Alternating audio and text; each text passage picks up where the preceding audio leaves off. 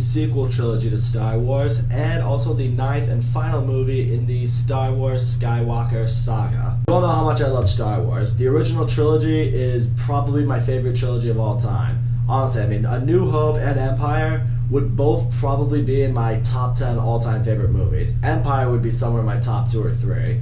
That's how much I love the original Star Wars movies. And I've also even loved the Disney movies that we've gotten from Star Wars, the ones on the Skywalker Saga anyway. I love The Force Awakens, I love The Last Jedi even more. Yep, I said that, and you can crucify me all you want in the comment section. People, my opinion's never gonna change on that. Sorry, not sorry. But as I just kind of condescendingly alluded to, the Star Wars sequel trilogy made by Disney, well, it's been pretty polarizing among fans. The Force Awakens was a bit polarizing. The Last Jedi was extremely polarizing. That movie, as far as I'm concerned, was just split right down the middle. You either loved it or you hated it. There was no in between whatsoever. So that definitely brought up a lot of questions on how the Rise of Skywalker was going to conclude this trilogy and this saga. Like, will they be able to end it on a note that will satisfy all Star Wars fans? Will we finally get a Star Wars movie that unifies the fan base together? But naturally for me, as someone who loved the previous 2 movies, I was very excited going into this movie. I was hoping that it would close out with the bang that I felt it deserved. And now, having seen The Rise of Skywalker, I'm here to tell you guys that I was massively let down by this movie. To be honest, I didn't really like a whole lot about it. So before I get into my full spoiler in-depth thoughts, because in order for me to really explain what I didn't like about the movie, that's the area I have to go. But first, because I don't want to make it sound like I'm completely shitting on this movie, let me get into the things that I did like about it, because there are things to like about this movie. For starters, the performances in this movie, once again, everyone does a great job. It's basically the opposite of the prequel trilogy. Whether you love this trilogy or you hate it, no one can sit there and say that it's poorly acted. Like, everyone who's in this movie, they do well. But really, you watch this movie and there's really nobody here that you would really consider a weak link. Adam Driver in particular just crushes it in this movie. He's been by far and away the best actor in this trilogy. Kylo Ren, I think, has been by far and away the best character in this whole trilogy. I'll delve into a little bit more on that later on, but performances, all great. Also, visually, does it look good? Yes. Is the music great? Always. Is the action fun? For the most part, yes. And is this movie jam-packed full of nostalgia that'll make some fans go, ooh, I remember that. Oh, I loved that. Is it filled with that? Oh, absolutely. But I will say, the ridiculous amount of nostalgia that is in this movie, that's one of the flaws that I did have with it. So speaking of nostalgia, let's start off with what was the big thing that everyone was looking forward to, or at least curious about, going into The Rise of Skywalker. The return of the Emperor. We find out in the opening crawl of this movie that Emperor Palpatine has been resurrected, and he sends like a universal-wide message to everyone saying that he's back. Kylo Ren eventually goes and discovers his secret lair. You discover that Emperor Palpatine has just been on like some kind of life support chair. He's not like fully awakened yet, but you discover that he apparently created Snoke. He's in the process of creating a new fleet. He wants to get Kylo Ren to do his bidding so he can promise him this fleet. Here's the thing for me about the Emperor. Going into this movie, I had no problem with him coming back to life. I actually thought that could have been intriguing for this movie. Unfortunately, I'm going to say this right now. The movie at no point provides a clear explanation to how the Emperor came back to life. That really frustrated me. It's like, if you're going to bring him back, that's fine, but tell us how he was able to come back. Don't just sweep that under the rug and be like, oh, Emperor Palpatine's back. Go watch the movie, guys. The movie does have a little throwback to Revenge of the Sith when he has that line about how the dark side has ways of manipulating the Force that some believe to be unnatural, something like that. So, I guess the movie's just forced to let you assume, like, oh, he was Darth Plagueis the Wise's, apprentice, who he taught everything he knew, so now Palpatine just knows how to cheat death. But, and that, again, that would have been fine, but I would like to have seen how that is possible. The movie doesn't do that, and that frustrated me. Also, sticking with the Emperor right now, he really doesn't do a whole lot in this movie. He really only has a couple of scenes, and that's it. You have this opening scene with him, you see a little bit more of him throughout the movie, and then you have a scene with him at the end that I'll get to in a minute. But really, that's it. I mean, a character that is this hyped up, who was literally basically announced by J.J. Abrams to be a crucial part to this movie, I didn't really feel it like that. Let me also get into what was one of the biggest disappointments for me in this movie. One thing that I was really excited for, that I kind of got a hint was going to happen in the trailer, and it does happen, was I was really excited to see Finn, Rey, and Poe Dameron finally united together as a group. It was like they were going to be going on whatever mission it was. It would be the three of them. They would be the main stars in this movie, as they should be. And I was really looking forward to seeing their relationship develop, this friendship between the three of them develop. I wanted to see them become like the Han, Luke, and Leia of this trilogy. I mean, you feel like that's what they were always meant to be, so let's finally make it happen. Unfortunately though, at no point did I really buy a clear friendship between the three of them in this movie. Here's how I kind of took it. You have Finn. He has his bromance with Poe, and then he has, you know, his romance with Rey. Well, it's not really a romance. He's in love with her, which, again, I'm going to address more on that. I have a lot to discuss in this video, guys. I'm sorry. The point is, he has a personal relationship with both of them. Poe and Rey, they don't really know each other. They finally met at the end of The Last Jedi. A year has gone by, so you would think like maybe it would make time for a friendship to form between them. But really, I never got the vibe that they liked each other. They bicker all the time, they argue all the time, they have different viewpoints on everything. It honestly feels like the only reason this is a group right here is because Finn is a mutual friend between the two of them. It's like, you ever hang out with like a trifecta of people or something like that? Like, say you were hanging out with your best friend, and your best friend was like, oh hey, I have another really good friend of mine that wants to tag along, and you're like, yeah, okay, sure, but you and that other friend, you don't really get along with each other. Like, you two would never hang out in real life. Like, you two would never hang out outside of this group. The only reason you're hanging out is because you have a mutual friend. That's how I felt this group was. Really, at no point in this movie, anywhere down the line, did I really feel like, you know, that there was a friendship here, that I could really connect with this group. There's a moment later on with Lando when he's talking to Poe, and they know the Empire is about to strike against them, and, you know, Poe asks Lando, it's like, you, Luke, Leia, Han, how did you guys defeat the Empire? And Lando replies with a simple response, we had each other. And when you watch the original trilogy and you see the bond that all those characters had, all the heroes had among each other, you believe it. You believe that because of how united they were and because of how close they all were with each other, you believe that through their teamwork, they could do it. And they did do it. Here, I never bought that with the core group, and as a result, I just couldn't get behind them. When it comes to character development between the three of them, I'll say this much. I think Poe got maybe the most character development out of the three of them. You feel like he's had like some character development going on in the whole trilogy. In The Last Jedi, he began to understand more what it means to really be a leader and not just be a soldier, what the war is really fighting for. And in this one, you feel like it's a little bit more of that, and by the end, when Leia does die, I know I'm jumping all over the place, guys, but I just need to address my gripes. But when Leia does pass and he becomes a general, he like understands what it means to be the general. Like, he knows what it takes from him now. That was an area with Poe that I liked seeing. I want to touch now on Finn, because I am really, really, really not a fan of how he was treated in this movie and kind of treated from the trilogy as a whole. He has one little small story arc, barely, I don't know if I can even call it a story arc in this movie, but he eventually along the way, as the three heroes are going on their little adventure, you know, he comes across this group of other stormtroopers that broke away from the First Order. They didn't want to fight up to be a part of that anymore. And, you know, they kind of meet up with him, and, you know, they see him as a hero because he fought in the Resistance. But really, they don't do much exploration beyond that. What really bothered me, what I really felt could have been great for this movie, is maybe it's somewhere down the line, when they come to this planet, they find this group of former stormtroopers, but they haven't really been fighting, they've just been kind of hiding from the Empire and everything like that. They just don't want to be a part of anything, they don't want to face the First Order again. They were a lot like Finn, and in this movie, he would maybe kind of become like a commander to this unit. He could be like, look, I was just like you guys once, I was a stormtrooper, I was raised to kill, but I'm here to tell you all right now, you don't have to be that. You can fight for good, you can fight for the right cause, and you know, he just leads them into battle as like this commander. It literally, from this trilogy on, if they did something like that, imagine what that would have done for Finn's character. You know, in The Force Awakens, he went from being this guy who didn't want to face First Order at all, he just wants to get away from them. By the end, you know, he's beginning to be willing to fight them more. In the second movie, again, he's still a little bit scared, but he's now more about protecting the people he loves, which in this case is Rey. But by this time, he finally knows what it means to be a leader, to fight for, the people that are fighting for your cause. It literally would have been the perfect growth in 3 movies for his character.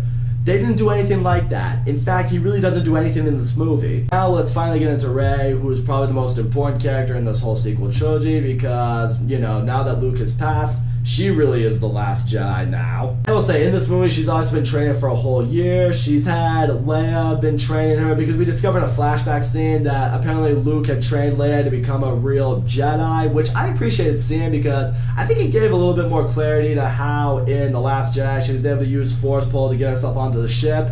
I feel like through this movie, through showing that she actually did have training with Luke to become a Jedi, it made a little bit more sense. We discovered now that she didn't want to be like a full Jedi. She felt like her allegiance was more in the military, more of being a general. She didn't really want to be a Jedi. She would leave that to Luke. I appreciated seeing that at least. And going off track for a minute, I feel like they used Carrie Fisher very well in this movie. She doesn't have very many scenes because, Carrie Fisher has passed away.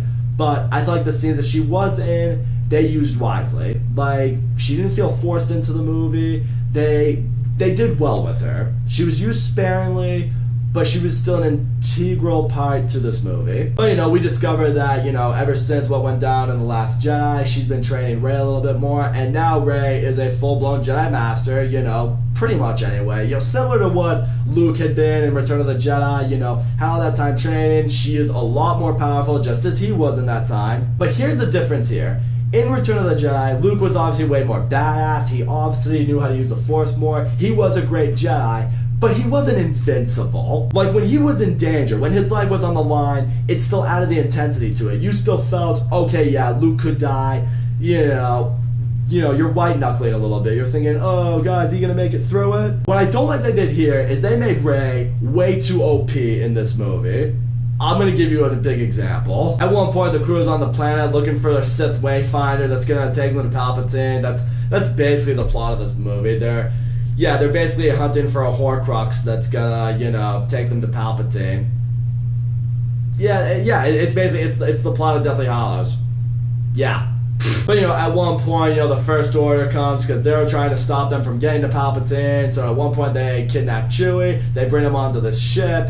Rey thinks she's identified the ship that he's being taken onto. So she goes down there. And as the ship is taking off, she's using Force Pull to stop the ship in its tracks. Like, literally, a ship that is carrying a crew of people that has, probably rocket thrusters to just get it up into the atmosphere, probably even at light speed. I mean, I don't know what it is or what it does, but, still, she's using Force Pull, and the ship can't move. It can't move. I'm like, what? I can buy Leia being able to pull herself to a ship or something like that, but for Rey to just be able to hold down a ship, a massive ship, in midair with Force Pull, that's ridiculous. That's insane. And at one point, as she and Kylo Ren are basically doing tug of war over the ship, she blasts it with Force Lightning, which has you sitting there like, oh, what the fuck just happened? But now we discover that she can shoot lightning out of her hands. It's like, oh, okay, so she can do that too? Does this girl have any weakness? So anyways, I know I've been a little bit more all over the place than I usually am, guys, but I need to address that stuff first. Now I'll finally get into what I suppose is the real plot of this movie. As I mentioned earlier, the crew's basically trying to find this Wayfinder that is eventually going to lead them to Palpatine so they can destroy him. Eventually along the way, part of what needs to be done is C-3PO, he would be able to interpret it, but it goes against his droid protocol, so in order for him to translate it, in order to discover Palpatine's whereabouts, his memory has to be wiped. So C-3PO gets his memory wiped, and you're thinking, oh no, C-3PO just forgot about everybody, but what I don't like is later on in the movie when he runs into R2-D2, R2-D2 will just plug something into his head that makes him remember everything. So it's just okay. That again is part of the issue that I have with this movie. This movie played it way too safe between the nostalgia, between certain routes it takes with his characters. Again, I'm going to touch on all of this. But the movie just it didn't want to take any risks. They were so afraid of offending fans in this movie. It's they played it way too safe. Here's the thing about The Last Jedi. Say what you will about it. At least Rian Johnson had the balls to try something different. This movie is sackless. It's so afraid to do anything that might upset the fans. It harkens back to the last movie. So many fans were so upset that Rey's parents were nobodies, so they're like, oh, okay, we gotta make every fan happy, so, which is impossible though, because it's a Star Wars fan base and no one's ever fucking happy. So, they have Rey and Kylo Ren do their, Jedi mind talk thing that they did in The Last Jedi, so they can meet up and talk, in different locations. And here, Kylo Ren reveals to Rey, oh, you are Palpatine's granddaughter. That's why you were able to shoot lightning out of your hand. That's why you're as powerful as you are, and that's why I need you to help me overthrow him. Which honestly, I kind of felt weird that she was Palpatine's granddaughter. So everyone's now asking themselves, like, okay, so at one point did Palpatine fuck before or after he got his face shot off with lightning by Mace Windu? It must have been some really powerful Jedi mind trick to get someone in bed with him. I will say, when it came to the Force in this movie, one thing that I appreciated in The Last Jedi was seeing Kylo Ren and Rey being able to use the Force to kind of, see each other and make physical contact with each other. That part I found cool in The Last Jedi. I like it again here, especially seeing it to a point where, they can, now physically really appear in each other's surroundings, and they can, get into a lightsaber fight with each other when one's, maybe way on the other side of the galaxy. I actually thought that was cool. One area that, again, I still felt made Rose a little too OP is that now she has the ability to Force heal. I know, we've been seeing that with Baby Yoda and The Mandalorian. Spoiler alert for The Mandalorian. Yeah, I can't control myself, I'm sorry guys. But we see it with Rey at one point when the crew is collecting the Horcrux to find Palpatine. They come across this big giant snake. It's wounded, she uses Force heal to fix it, so the snake lets them get out of the way to their path. I'm just looking at it, just like, geez, is there anything this girl can't do? Rey, who announced around this point, Rey has now sensed that Chewie is in fact alive. I'm gonna say this right now. Thank God Chewie was not killed from that lightning blast that would have destroyed the ship. Because I'm gonna tell you right now, if he would have went out like that, I probably would have walked out of the theater. Because I was thinking to myself, I'm like, I don't think Chewie's dead, but if he is, I'm going to be pissed. But thankfully, because, this movie doesn't want to piss anybody off, about 3 minutes after that scene happens, you discover that, she shot down the wrong ship and Chewie was alive. He was brought over the First Order flagship, so, you're like, oh, okay.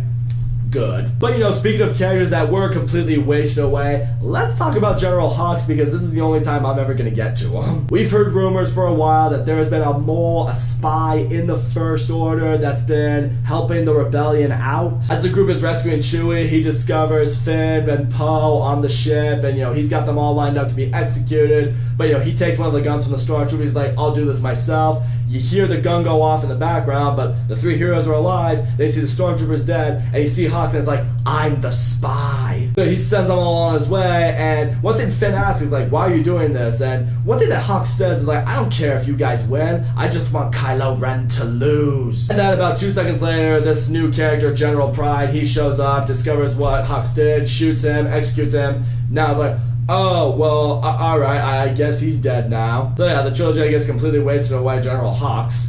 That kind of pissed me off. I liked General Hux. Did he kind of become comic relief? Sure, but it was good comic relief. Just, ugh. At least they should have given more of an explanation to why he became a mole, why he became a spy. His only explanation is like, oh, I'm going to turn against the First Order. I hope this whole thing falls to the ground and just dies because I don't like Kylo Ren. Like, that's just silly. That's immature. That's your reasoning? But I'm gonna turn against this entire order, my allegiance, solely because I don't like this one guy that I work with. It's like, people at work who just really just don't like another coworker so much that they decide, alright, I have this job, it probably pays me well and everything, but I don't like this coworker, and I want this coworker to fail, so I'm just gonna leave. That is what General Hux has been reduced to now, people. God. At this point, the crew has landed on a planet. They've used the Wayfinder to figure out that, oh, Palpatine's lying in the remains of the second Death Star. I'm pretty sure that's what it was. Yeah, again, this movie's not very memorable, so I don't remember really a whole lot about it. That's just, oh, God, this movie's so disappointing. At this point, Kylo Ren has shown up. He and Rey have a throwdown. Rey stabs him, but, she can't let him die because, he heard Leia's voice and that caused him to lose focus and maybe find himself. So Rey uses force heal, so he'll heal himself, and now at this point Kylo Ren has, well, he doesn't see a force ghost of Han Solo, but he has like a memory of Han Solo. What was cool is it was Harrison Ford back as Han Solo, like not CGI'd or anything. He was clearly brought back in this movie, which I thought was interesting because I remember Harrison Ford being very adamant that he didn't want to play Han Solo again, so I at least thought that was cool. What I don't like though is this is the point officially where Kylo Ren now turns to good, but here he basically has the exact same conversation that he has with Han right before he killed him in The Force Awakens. And, they have the whole conversation, and Kylo Ren says, I know what I have to do, but I don't know if I have the strength to do it. And, Han says, you do, you always have. And, Kylo Ren, he throws his Sith lightsaber into the ocean, he denounces being Kylo Ren, he reverts back to Ben Solo, and yeah, now he's a good guy. Which again, I just really don't like for this movie.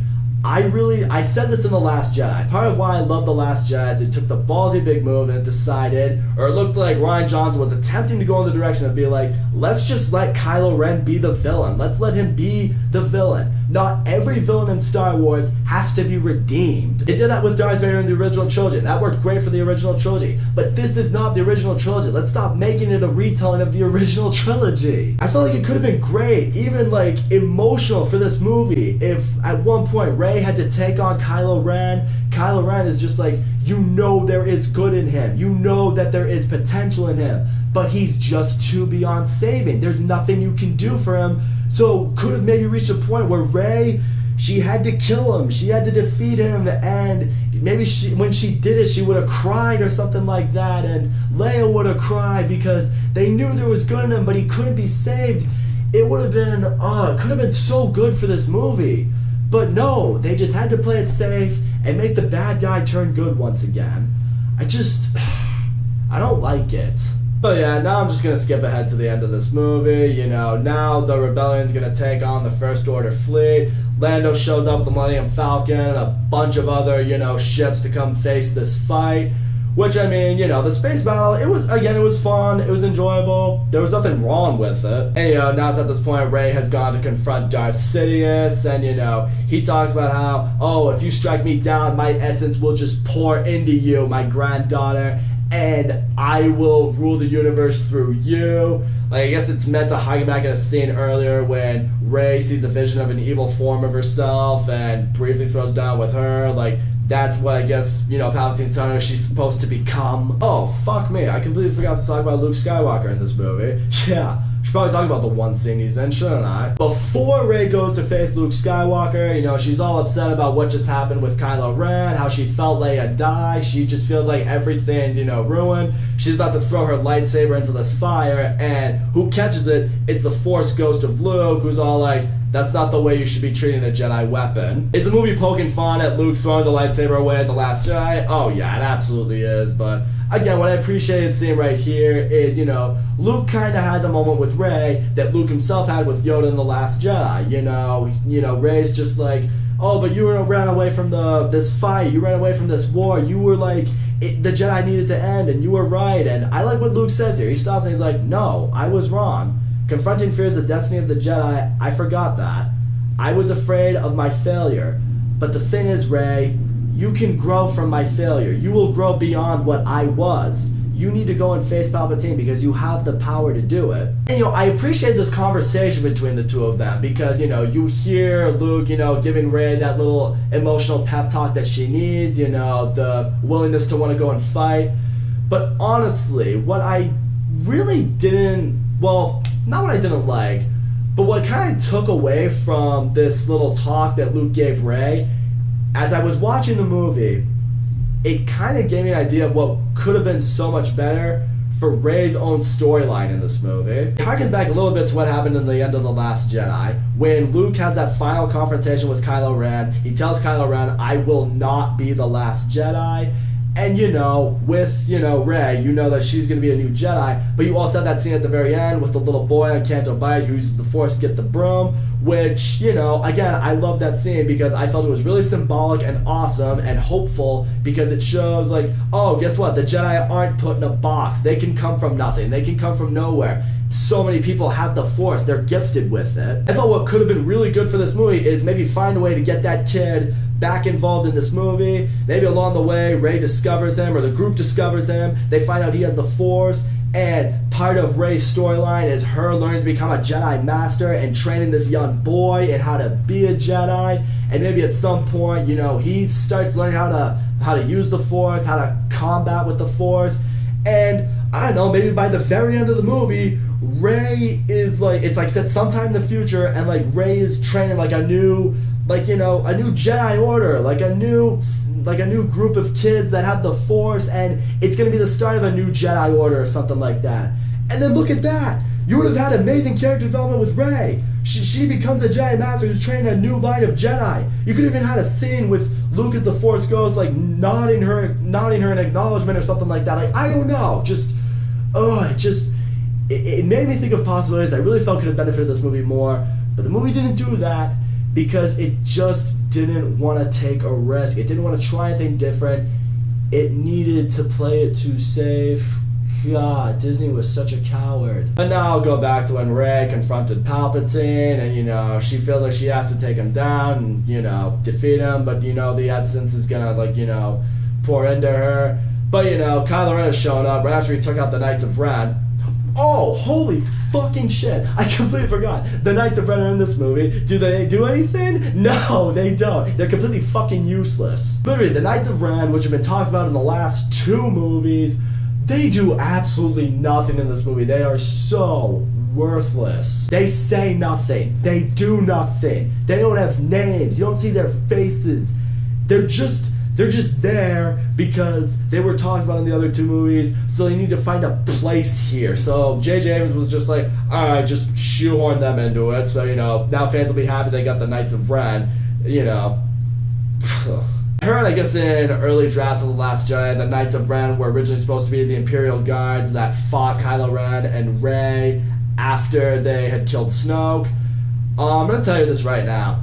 After watching this movie, those Imperial Guards that actually put up a fight against Rey and Kylo Ren, way cooler than these Knights of Ren that got put away by Kylo Ren in the blink of an eye. It's just like, these guys were like so hyped up. I thought these guys were going to be absolute badass. I thought they would at least give Kylo Ren a fight. Kylo Ren just lays waste to these guys. Or no, Ben Solo lays waste to these guys. I guess I can refer to him as that now because now he's good. But, you know, now Rey and Ben Solo, they're ready to take on Palpatine. Ben Solo's armed with Luke's lightsaber. Rey's got Leia's lightsaber. They're ready to go to battle with him. But what Darth Sidious now does is he's like, alright, I'm going to use Death Eater powers to suck the life essence out of both of you to make myself stronger. So he can finally achieve his physical form and then throw lightning out of his hands that's literally destroying fleets above him in the sky. Yep, that's right, he had Death Eater powers. If you haven't thought Harry Potter yet, you will after that scene. And, you know, Kylo Ren is like laying there dying. Palpatine just throws him into an abyss. You know, he looks like he's going to kill Rey, but, you know, and, you know, Palpatine just throws Ben into an abyss, and, you know, Rey's dying, and, you know, Palpatine's like, oh, I am all the Sith. But then what happens here officially establishes Rey as completely overpowered as fuck. You start hearing voices of all the Jedi. You hear Luke, you hear Obi-Wan, you hear Yoda. I'm pretty sure you even hear Mace Windu at one point. So they all kind of like put their essence into Rey, and she becomes all of the Jedi. So she picks up the lightsaber, she's blocking the lightning from, you know, Palpatine that he's throwing at her, picks up the other lightsaber, so now she's like dual wielding against Palpatine, which is now directing all the lightning back at him, which is, you know, frying him and is gonna kill him.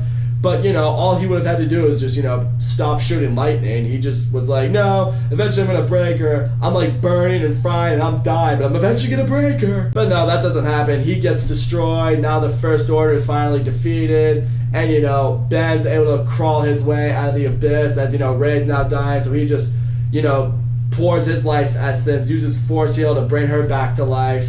And, you know, now Rey and Ben, they kiss, and then Ben Solo dies. Okay, a few problems here. Number one, I do not like that Rey and Kylo Ren kissed. You know why? Because I ship Rey and Finn. I don't care. Maybe I sound like a teenage girl right now, but fuck it. Those two should have been together. It was set up for them to be together. I know that Kylo Ren and Rey had their thing in The Last Jedi, but really, there was I didn't really see much of an indication that they were gonna end up together or anything like that. There's really not even much indication in this movie that they would be. They had that kiss because they were just like, alright, I guess we need to have another awkward kiss or something like that. Again, it doesn't feel right. And also, here's what I also didn't understand. Kylo Ren used the last of his strength to basically force heal Rey or put his life essence into her. And, she comes back and she seems fine. She seems all well and good. Why does she put a little bit more into Kylo Ren so he can live? I don't know. He could survive that way. A bunch of other questions that just aren't going to get answered for you, kids. And now we get into the final moment, the final scene in this movie. Rey is on Tatooine. She goes and she buries Leia and Luke's lightsabers where their home was, or at least where Luke's home was on Tatooine. Buries the lightsabers because now she has built her own. It's like a yellowish golden lightsaber. I don't know. I'm actually colorblind, so I didn't totally know what that color was. I thought it was green, but my friend pointed out to me that it was yellow. I had no problem with the lightsaber being the color that it was. It was actually a cool looking lightsaber. The color of lightsabers, I've never really had too much of a problem with that. But at one point she's greeted by a local, and the local asks her, it's like, what's your name? And she goes, Rey. And the local asks, Rey. And this is what I don't like. Rey looks off and she sees the Force ghosts of Luke and Leia. And she looks back in the local and she goes, Ray Skywalker. The second I heard that, I'm just like, oh my gosh, really? Why can't you just embrace your last name of Palpatine? It would have been much better for this movie. She could have been like, yes, I'm related to Palpatine. Probably the most evil Force user in Star Wars. But the name doesn't define who I am. Now I can use the name for good, and now I can redeem the name because it came from me who just helped save the galaxy. But she's like, nope, I'm gonna rename myself after my mentor just because I can. Yep, transgender's a thing. I guess now trans identity's a thing too now, people. Thanks, Star Wars. So yeah, guys, all in all, I know it really sounded like I shot on this movie. I don't think The Rise of Skywalker is a completely terrible movie.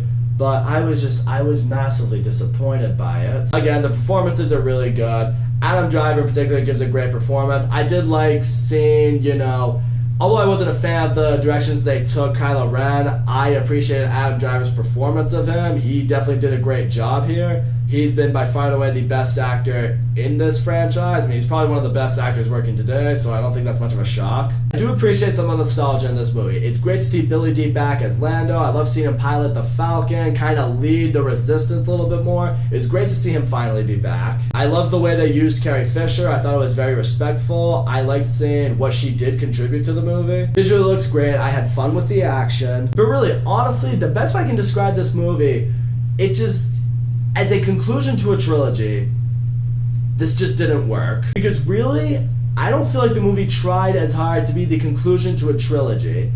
It was trying so hard to be fan service, so that when the Skywalker Saga ends, Star Wars fans would hopefully remember it for having all the memories and all the nostalgia that they remembered loving about Star Wars. They brought back the Emperor. Cool. He's in a couple scenes, really doesn't do much of anything, and there's no explanation to how he came back. They give Rey the name of Skywalker just so the Skywalker name just lives on. It's not the Palpatine name. Whatever. They're gonna redeem Kylo Ren because that's the whole point of Star Wars, that the villain has to be redeemed. Would have been a lot better if he just remained the villain. It could have been so much better. I personally think it could have been. They made Rey completely OP as fuck, which really took away so much tension from this movie that could have made the movie a lot better, a lot more thrilling. I hated what they did with Finn in this movie. He becomes just the friend in the group. That's all he is now. They, again, like what I said earlier, they could have made him something more. They could have really just developed his character into something that you could be proud of, something you could admire, something you could be like, this is what we all should aspire to be. Like, if we start somewhere, we can always make ourselves better And Finn could have been the example of like, here's how you can become the best you that you can truly be. Finn could have been the example of how you can really fulfill your potential. No, the only real storyline he has in this movie was him frequently wanting to tell Rey something, which you assume would have been him trying to tell Rey that he loved her, which totally should have happened, and then Rey could have been like, I love you too, and then they kiss and they end up a couple, which should have happened. I honestly don't know why Disney didn't go for that. They don't want an interracial couple? That'd be good for them, wouldn't it? Good for marketing? But no, apparently JJ said, like, oh, Finn was going to tell Red that he's also one with the Force, which, thank God, didn't actually happen in this movie because it wouldn't have made any sense whatsoever because he's shown no indication whatsoever in this trilogy that he can use the Force. Really, JJ, that's what you were going for? I call bullshit on that. He wanted to tell her he loved her, but, you know, you wanted to make Kylo Ren and Rey the thing, so, yeah, he didn't say it because he didn't want to be a third wheel. I'm not even a big fan of really Rey's storyline in this movie. All it really is her hunting down Palpatine. That's just really all there is to it. I mean, there's nothing special about that. There's nothing really unique about that. It's just, I don't know, it's nothing that really ties into what either of the last two movies really gave us for Rey. So much that was unnecessary in this movie. The Knights of Ren, they were useless in this movie. Maz Kanata and Rose, I completely forgot they were in the movie too. I mean, neither of them really do anything. I mean, Rose, her not being a part of the movie probably doesn't really piss a whole lot of people off because I know some fans just hated her, but I mean, everyone, I don't know anyone who had a problem with Maz Kanata. I mean, she wasn't given a big role. She wasn't really given any role. In the end, guys, I'm going to sum it up for you guys like this. I didn't like The Rise of Skywalker. I'll say this much though. The Force Awakens and The Last Jedi, I still love both those movies as movies. I watched both of them before I saw The Rise of Skywalker, and even after watching The Rise of Skywalker, my opinion on those two movies as movies, that doesn't change. But I must admit right here, as a trilogy, this didn't work. I know all you bitchy Last Jedi haters are gonna be like, oh, it's all Rian Johnson's fault because he did things differently than JJ would have made him. It's all Rian Johnson's fault. Fuck The Last Jedi. Guys, it's not Rian Johnson's fault at all. It's Disney's fault. Disney didn't take the responsibility or take the precautions needed to really make a great Star Wars trilogy. It harkens back to what Ian Malcolm says in Jurassic Park. You had these scientists, they learned how to clone dinosaurs, went right into cloning dinosaurs, did not give a shred of thought of the consequences, and so Ian Malcolm has that famous line, they were so preoccupied with whether or not they could, they didn't stop to think if they should.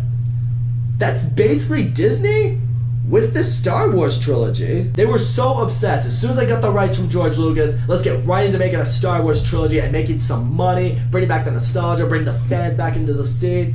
But they didn't stop to think, okay, before we do that, we will make a Star Wars trilogy, but let's make sure we got a real plan mapped out. Maybe we will have one single director direct this entire trilogy, or even if we use different directors, they will have the same group of writers on this trilogy, so at least it'll be like what George Lucas did with the original trilogy, wrote the entire trilogy, but had different directors who could follow this story. Disney went into this trilogy with nothing. They were just like, okay, we're gonna have 3 directors, they'll have their own crew of writers, producers, whatever, and just go make Star Wars movies. And they didn't realize until after the first 2 movies where you had one that was filled with a lot of nostalgia to bring fans back into the seat, then you had one that was very different that maybe turned off a lot of fans before they realized, oh shit, we forgot to make a trilogy. We forgot how to make a trilogy where all this is going to line up and make sense. Well, I guess we'll just do more nostalgia. That'll get people to come in and we'll at least get some money. That's honestly for me what The Rise of Skywalker feels like. It felt like just a nostalgia fest to get money out of fans so they can walk away saying, well, this trilogy didn't work. At least I got to see things that I remembered and liked. So yeah, that's my thoughts on The Rise of Skywalker. This movie, it broke my heart, guys. Pains me to say that because I love Star Wars so much, but I have to be honest, this movie didn't work. That's all I gotta say, guys. Thank you so much for watching my video. Don't forget to leave a comment, like, subscribe. I will see you all next time.